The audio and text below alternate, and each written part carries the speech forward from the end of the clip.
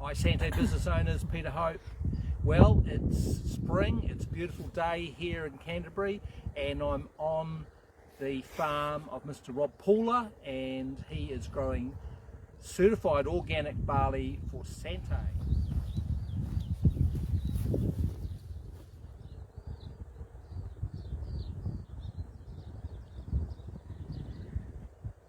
As well, behind me is a paddock of young barley that's just emerged from the ground. Most of these plants will have 2, perhaps 3 flag leaves come up. So what's going to happen, they might put up as many as say 6, and at about 30 centimetres high we'll harvest.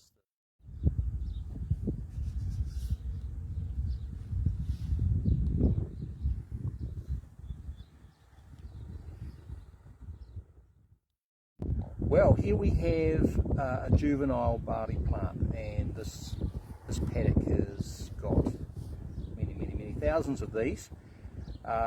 What we've got here is at the moment it's got 2 flag leaves at the top, the stem, and if you look carefully you can just see the shell of the barley grain that was planted to grow the plant, and below that of course you've got the roots going down into the soil.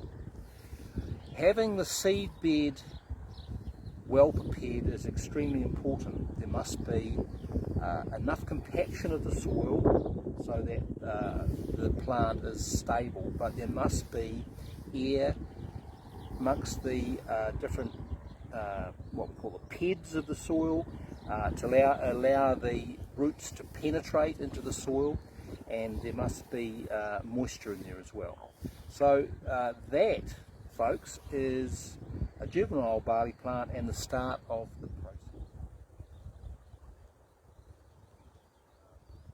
So here it is, the start of the 2020 growing season, which by the look of it looks really good, which is better than the rest of 2020, I have to say. So let's look forward to a fantastic harvest.